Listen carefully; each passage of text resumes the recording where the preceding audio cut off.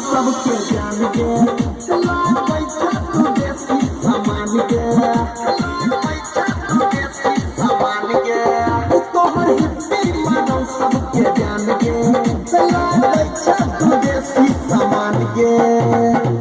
नजर से नजर मिलो बैठ गया है नजर से नजर मिलो बैठ गया छोटी मसाला दिलावा में फंस गया गड्डी वाला छोरा साना फंस गया छोटी मसाला दिलावा में फंस गया गड्डी वाला छोरा साना फंस गया